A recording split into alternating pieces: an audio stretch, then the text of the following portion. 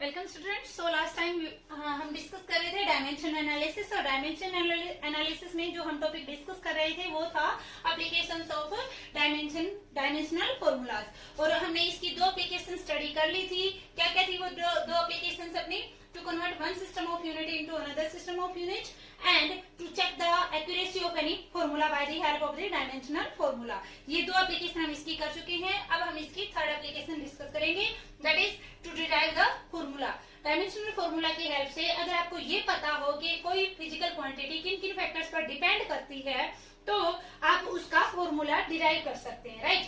तो एक केस लेके चल रहे हैं।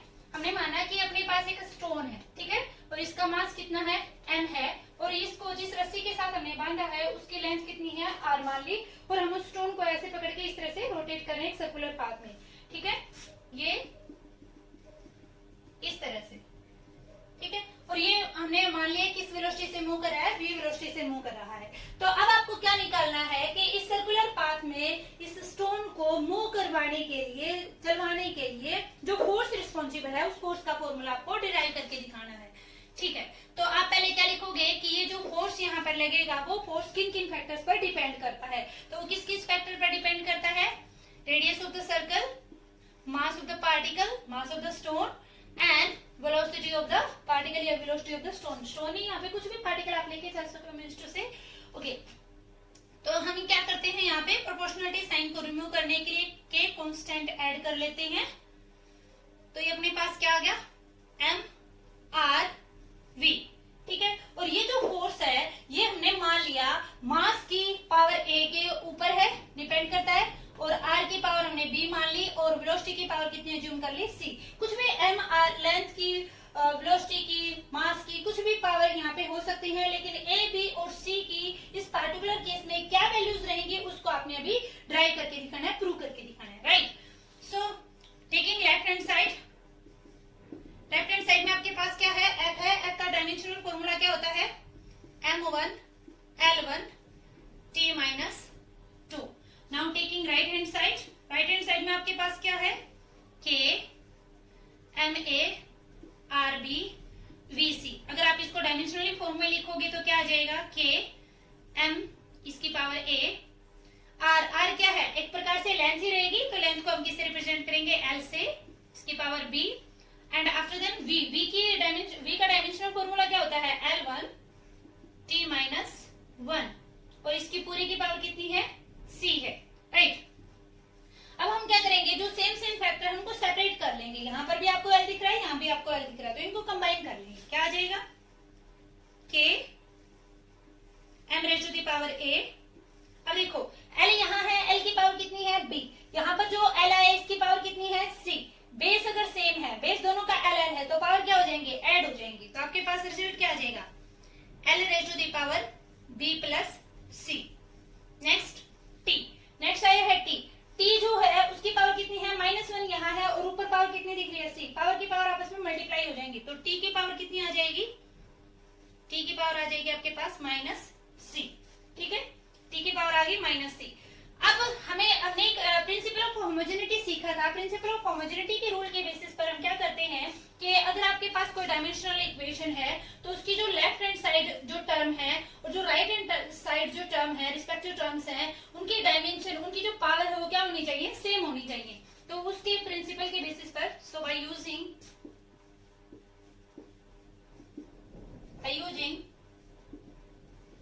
Principal of homogeneity, by using principle of homogeneity we compare the left hand side and right hand side। left hand side में मास की पावर आपको कितनी दिख रही है, 1, और यहाँ पर कितनी है, a।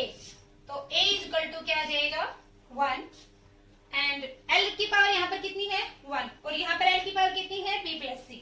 दूसरी इक्वेशन बन जाएगी b plus c is equal to 1। यहाँ पर c की पावर, t की पावर कितनी है, -c, और यहाँ पर t की पावर कितनी है, -2। So -c is equal to -2, minus sign cancel out, then c is equal to 2। c की वैल्यू कितनी आई है आपके पास, 2 आई है। अब ये जो c की वैल्यू आई है ये हमने मान ली इक्वेशन 1 है, ये इक्वेशन 2 है, और ये इक्वेशन कौन सी है, थर्ड है, राइट। तो हम ये जो c की वैल्यू आई है, c की वैल्यू को कहाँ रिप्लेस पुट कर सकते हैं इक्वेशन नंबर सेकंड में, by putting value of c in equation second. Equation second के अंदर वैल्यू c की वैल्यू हम पुट करते हैं, तो अपने पास रिजल्ट क्या आ जाएगा, b plus c equal to 1 था, c की वैल्यू आपने पुट की, b माइनस b, c की वैल्यू 2 थी ना अपने पास, तो प्लस 2 हम रखेंगे यहाँ पे equal to 1, b equal to -1, plus 2 उधर जाके माइनस का 2, -2 + 1 -1। ओके, तो आपके पास a की जो वैल्यू आई है वो क्या आई है 1, c की वैल्यू आई है 2 और b की वैल्यू क्या आई है -1। अब जो आपने abc पावर स्टार्टिंग में अज्यूम की थी वो पावर अब आप यहाँ पर यूज करोगे, पुट करोगे। तो इनकी जब आप वैल्यू पुट करोगे bye putting the values of a b and c, आपके पास f की वैल्यू क्या आ जाएगी k, m की पावर a थी, यहाँ पर a की वैल्यू कितनी आई है 1 इंटू v की पावर यहाँ पर क्या थी c, और c की वैल्यू कितनी आई है 2, तो c की वैल्यू 2, और r की वैल्यू कितनी थी b, r की पावर b थी, b की वैल्यू कितनी आई है -1 मीन्स r। एक स्टेप और बढ़ाना चाहो तो आप यहाँ पे इसको ऐसे लिख के, और mv², ये माइनस का 1 है तो ये नीचे आ जाएगा, this is your standard formula. वैसे तो हम इसकी जो डायमेंशनल फॉर्मूलाज की जो लिमिटेशन है वो हम लास्ट में डिस्कस करेंगे, पर फिर भी मैं आपको एक बार बता दूं, ये डायमेंशनल फॉर्मूलाज की लिमिटेशन थी कि ये किसी भी कांस्टेंट क्वांटिटी के बारे में कोई भी इंफॉर्मेशन नहीं देता है। जैसे हमने फॉर्मूला डिराइव किया है f = 6 पाई ईटा rv, तो उसमें 6 कहाँ से आया है, ये पार्टिकुलर वैल्यू कहाँ से आई है, वो हम एक्सपेरिमेंटली ही बताएंगे। ये डायमेंशनल फॉर्मूला की हेल्प से इस कांस्टेंट क्वांटिटी की वैल्यू आप नहीं कैलकुलेट कर सकते, ठीक है। ओके, तो ये था डायमेंशनल फॉर्मूला की हेल्प से आपको अगर फॉर्मूला डिराइव करना हो तो इस पैटर्न के बेसिस पर आप इसका फॉर्मूला डिराइव कर सकते हैं। एक और केस लेके चलते हैं।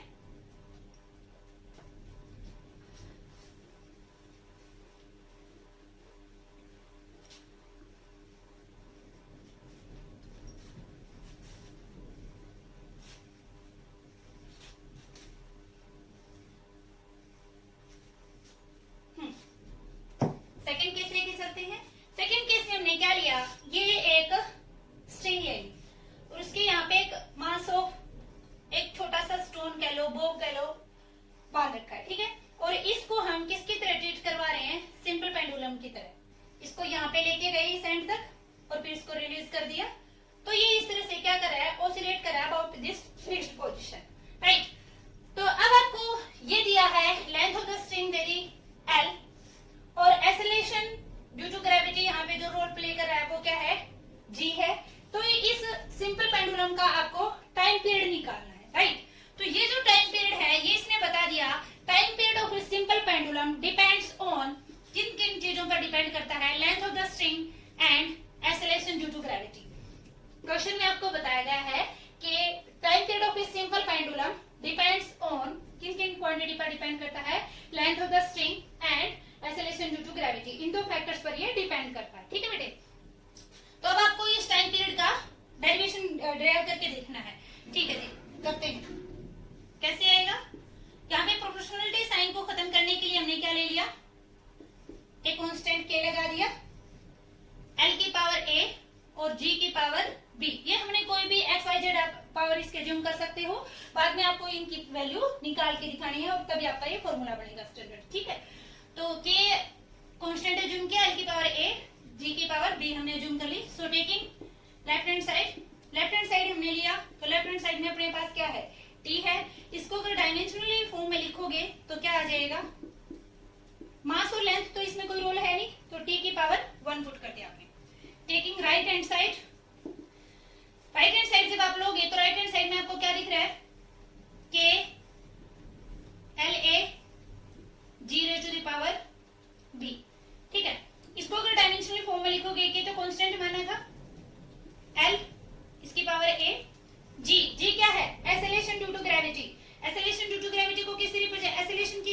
Dimensional formula L1 t minus 2 और उस पूरे की पावर b, ठीक है। अब जो सेम फैक्टर सम को हम फिर से कंबाइन कर लेते हैं तो आपके पास रिजल्ट क्या आ जाएगा, k l, l की पावर क्या है a, यहाँ पर l की पावर क्या है b, तो इन दोनों को हम ऐड कर लेंगे, बेस सेम है, पावर ऐड हो जाती है। t की पावर क्या आ जाएगी -2 इंटू b, ये आपके पास आ गया t का रिजल्ट, ठीक है। अब ये आपके पास आई थी लेफ्ट हैंड साइड, ये है right hand side. Again bye using principle of homogeneity,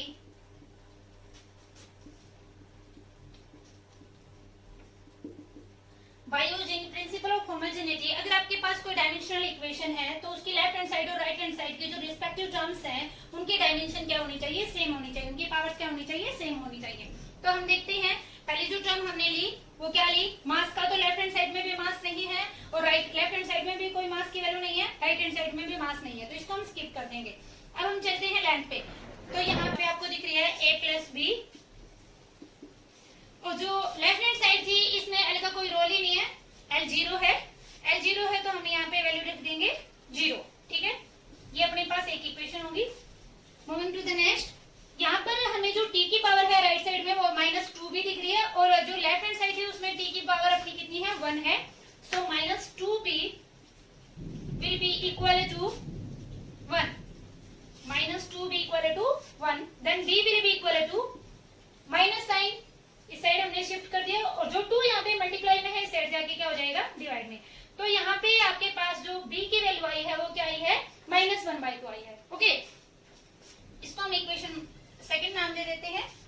जो हमारे पास यहाँ पे b की वैल्यू आई है, इस b की वैल्यू को हम अब इक्वेशन फर्स्ट में अगर पुट करेंगे तो अपने पास a की वैल्यू आ जाएगी, क्या, b की वैल्यू हमने पुट की -1/2 is equal to 0, then a will be equal to 1/2। a की वैल्यू कितनी आ गई अपने पास, 1/2 आई है, b की वैल्यू कितनी आई है, -1/2 आई है, राइट। तो अपना जो t था स्टार्टिंग जो हमने केस किया था उसमें a और b हमें दो ही वैल्यू फाइंड आउट करनी थी, वो दोनों वैल्यू आप फाइंड आउट कर चुके हो।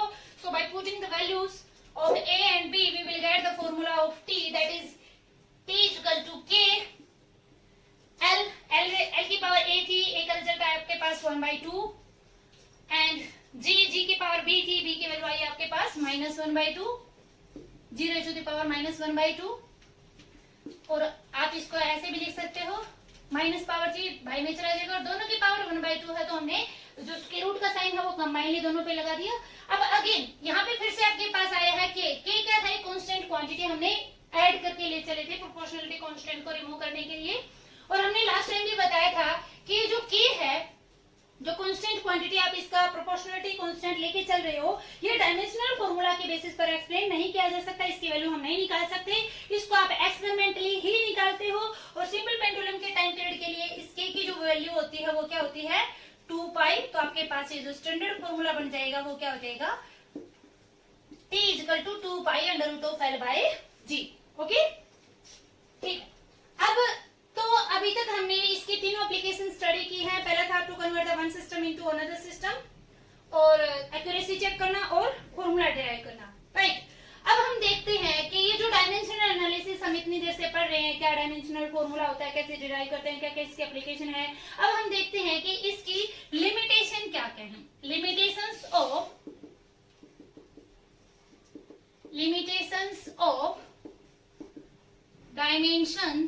डायमेंशनल फॉर्मूलाज, इसकी लिमिटेशन डिस्कस करते हुए सबसे पहले लिमिटेशन तो आप इसी में देख सकते हो, ये जो अभी तक हमने अभी रिसेंटली ही न्यूमेरिकल जो सोल्व किया है, एग्जांपल जो लिया था उसमें क्या देखा था कि ये जो डायमेंशनल फॉर्मूला है ये कांस्टेंट क्वांटिटी की कोई भी इंफॉर्मेशन नहीं देता है, ठीक है। सेकंड, डायमेंशनल फॉर्मूला ने कोई भी information, trigonometric function, logarithmic function, जो एक्सपोनेंशियल फंक्शन होते हैं इनके बारे में भी कोई भी इंफॉर्मेशन नहीं दी। कोई आपने अगर इक्वेशन ड्राइव करनी है, अगर उसमें लॉगरिथम या ट्रिग्नोमेट्रिक फंक्शंस का अगर रोल आता है तो डायमेंशनल फॉर्मूला की हेल्प से आप उसके बारे में कोई भी इंफॉर्मेशन नहीं दे सकते हैं, राइट। थर्ड इज, जो हमने फिजिकल क्वांटिटी का क्लासिफिकेशन पढ़ा था, जैसे फोर्स है, वेक्टर क्वांटिटी क्वांटिटी है, वर्क डन है स्केलर क्वांटिटी है। तो डायमेंशनल फॉर्मूला की हेल्प से कोई क्वांटिटी, कोई भी फिजिकल क्वांटिटी स्केलर क्वांटिटी है या वेक्टर क्वांटिटी है, इस तरह की कोई भी इंफॉर्मेशन डायमेंशन फॉर्मूला नहीं देता। इसके बेसिस पर आप ये डिसाइड नहीं कर सकते हो कि कोई particular physical quantity scalar quantity है या फिर वेक्टर क्वांटिटी है, राइट। नेक्स्ट है, ये जो डायमेंशनल फॉर्मूला था, इसके बेसिस पर आप कंपोजिट रिलेशंस की इक्वेशंस को डिराइव नहीं कर सकते। जैसे आपने 9th क्लास में स्टडी किए हैं और 11th क्लास में भी आपका जो लॉज ऑफ मोशन यूनिट आएगी उसमें भी आएंगी इक्वेशंस ऑफ मोशन। जो 3 इक्वेशंस ऑफ मोशन आपने स्टडी किए थे, that is v equal to u plus at, v square minus u square equal to 2as and s equal to ut plus half at square. तो इसमें आप देख सकते हो बेटा क्या है कि इसमें कंपोजिट रिलेशन आ गया, मतलब बीच में प्लस या माइनस का साइन अगर आ जाता है तो इस तरह के फॉर्मूलेज को भी आप डिराइव नहीं कर सकते हो डायमेंशनल एनालिसिस के बेसिस पर, ठीक है। फिफ्थ है, फिफ्थ क्या था, अगर अभी तक अपने फॉर्मूला डिराइव करके देखा भाई, जैसे हमने सेंट्रीपिटल फोर्स का फॉर्मूला डिराइव करके देखा और जो सिंपल पेंडुलम है उसका भी टाइम पीरियड आपने डिराइव करके देखा अभी। लेकिन इन सभी में आपने एक बात नोट की होगी कि जो time period of simple pendulum में देखा उसमें ये जो टाइम पीरियड था वो केवल 2 फैक्टर पर डिपेंड करता था, length of the string and acceleration due to gravity. और जो आपने फोर्स वाला लास्ट टाइम फॉर्मूला ड्राइव किया था लास्ट एग्जांपल में, उसमें जो फोर्स था वो 3 फैक्टर्स पर डिपेंड करता था, मास पे, वेलोसिटी पे और रेडियस पे। तो वो फॉर्मूला भी आपने ड्राइव कर लिया, ये भी फॉर्मूला आपने ड्राइव कर लिया। बट अगर कोई पार्टिकुलर फिजिकल क्वांटिटी एक 3 से ज्यादा फैक्टर्स पर अगर डिपेंड करती है तो उसका फॉर्मूला आप डायमेंशनल फॉर्मूला की हेल्प से डिराइव नहीं कर सकते हैं। This is also an part of limitation of dimensional formula, ठीक है। सिक्स्थ नंबर पे आप इसकी क्या लेके चल सकते हो, देखो भाई, कोई क्वांटिटी अगर डायमेंशनली करेक्ट है, कोई फिजिकल क्वांटिटी अगर डायमेंशनली करेक्ट है तो वो ये नहीं कि वो फिजिकली भी करेक्ट होगी। मींस जैसे हमने ये कह दिया कि एक लेंथ है 5 मीटर, एक रोड है जिसकी लेंथ कितनी है 5 मीटर, एक दूसरी रोड है जिसकी लेंथ कितनी है 15 मीटर। अब अगर डायमेंशनली देखें इस इक्वेशन को तो ये इक्वेशन डायमेंशनली तो करेक्ट है। तो कोई इक्वेशन अगर डायमेंशनली करेक्ट हो तो ये जरूरी नहीं है कि वो फिजिकली भी वो इक्वेशन क्या हो, करेक्ट हो। जैसे यहाँ पे ये लेंथ 5 मीटर और ये क्या है 15 मीटर, तो डायमेंशनली इसकी भी डायमेंशन क्या होगी L और इसकी भी क्या होगी L होगी। बट क्या फिजिकली इन दोनों की जो वैल्यू है वो सेम है, ये 5 मीटर है ये 15 मीटर, ये दोनों इक्वल नहीं है। उसी प्रकार जैसे मैं यहाँ पे लिख दूं 100 kg, यहाँ पे लिख दे 20 kg, तो kg मींस मास को मेजर किया गया है, तो दोनों की डायमेंशन तो क्या आ गई, सेम आ गई। बट 100 kg और 20 kg ये दोनों इक्वल नहीं है। तो इस तरह से ये 5-6 आप इसकी लिमिटेशंस काउंट कर सकते हो। That's all for today. Next topic we will discuss in the next class. Thank you very much.